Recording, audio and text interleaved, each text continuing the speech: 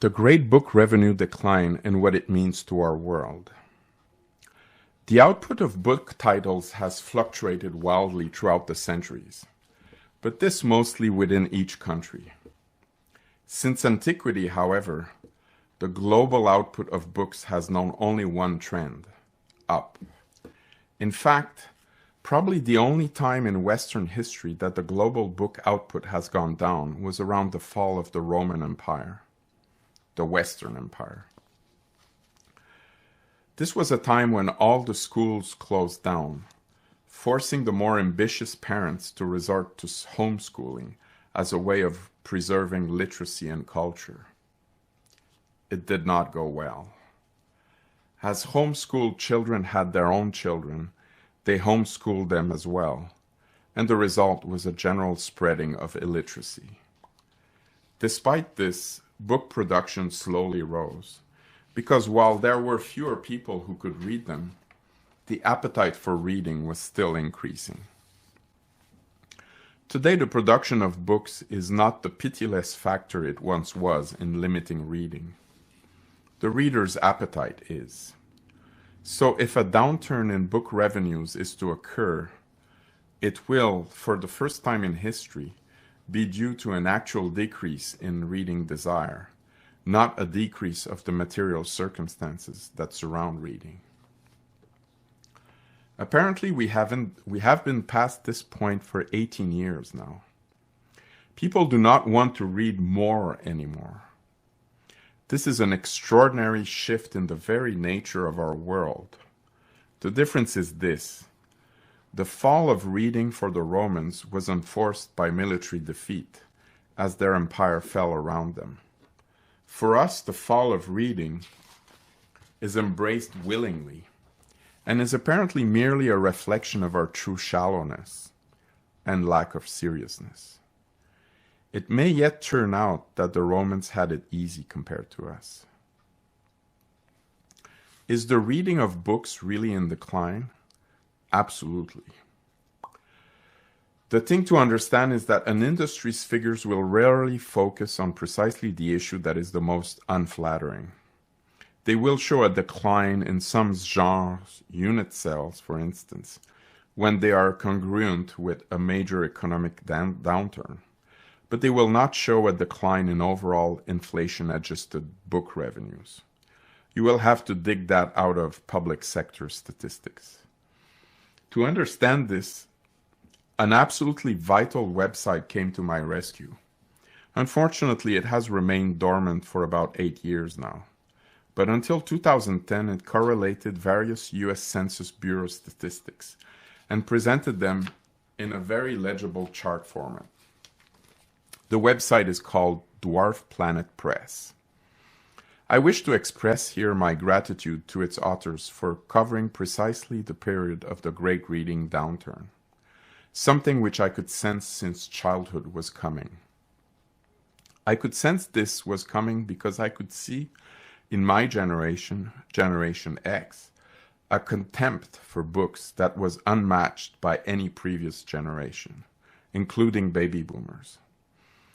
I would not say the baby boomers themselves had quite the genuine reverence for books that I know for a fact previous generations did, but they at least paid lip service to a certain respect, instilled in them by their parents. Very much like the homeschooled children of the falling Roman Empire, you can see that respect go down generation after generation, as reflected in the literary quality of texts becoming more and more frightening compared to the summits we had reached in the 19th century.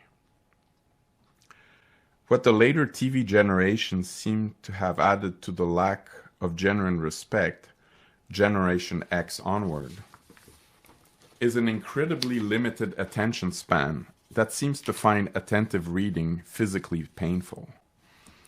I gave books to them, and I am sure none of these were ever read. Given this, can it be a surprise that I have expected the great reading downturn since I was 11? And I should say the great reading ability downturn. Now note here that I say the ability downturn, not the book revenue downturn. I prefer to simply treat the impulse to buy books as a very rough and optimistic equivalent to reading ability. Literacy to me is like a muscle whose strength is measured by the ability to burrow through hundreds of pages of solid text. Your confidence in your endurance will be reflected in your inclination to buy books. Not a strictly linear relationship, but a reflection of at least some kind of confidence, of reading ability. Think of it this way. If you are confident enough in your reading appetite to actually spend money on it, it reflects something concrete. The only likely error is one of overconfidence, especially in an era of rising personal incomes. The personal reading appetite cannot increase beyond a certain point, so the spending should always overestimate the appetite. If in a period of increasing incomes, book spending goes down, then you know the appetite to read has likely gone down much further. We always flatter ourselves about how much we read, me included, and we all have the unread books lying around to prove us wrong. For 1,500 years, the ability to read has fluctuated wildly, but the appetite never. Until the year 2000, that is. I find it very interesting that, measured in this way, the great reading ability drop-off started exactly in the year 2000. I can't help but see a correlation here. I feel that the passing of the millennium could have triggered a lot of psychological changes in behavior. I am into miniature modeling, for instance, and I have found after a lot of research that the peak year for kit sales was also 2000. I don't think it's a coincidence. History, building to commemorate history, books, it all goes together. And reading. That's all so last millennia, you know. You can see the cogs in people's head turning. When the millennia passed, they thought, well, this is the past now. Here are the charts where you will easily find for industry statistics on US fiction and US nonfiction from 2004 to 2014. A similar but less drastic story emerges for nonfiction, but with a stabilized, slow growth at the end. So here the critical year appeared to be 2009, which matches the Great Recession. But this is completely misleading. These are simply unit sales charts, which give no information on the inflation-adjusted book revenues. Keeping in mind a 10% per decade US population growth, not taken into account here, but a real factor nonetheless, here are the true inflation-adjusted bookstore revenue figures from the US Census Bureau, as compiled by Dwarf Planet Press. Now, instead of a drop in book units sold matching the 2009 recession, we have a drop in inflation-adjusted revenues starting a full 5 years earlier, in 2004, right in the middle of the post-9/11 boom years, in other words. But that is far from all.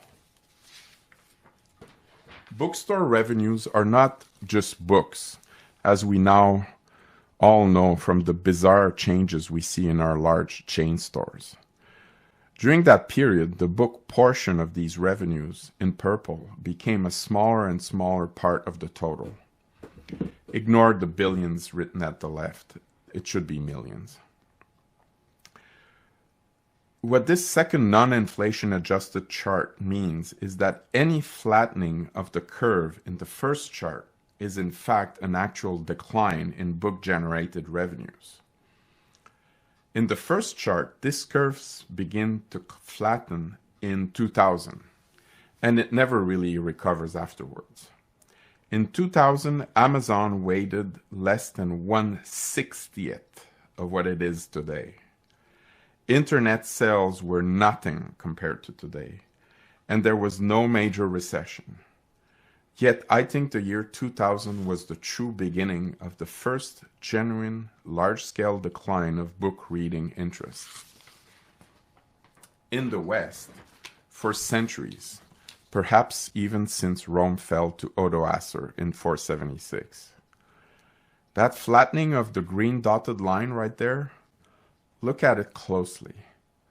That could be what the beginning of the end of a civilization looks like. You heard it here first.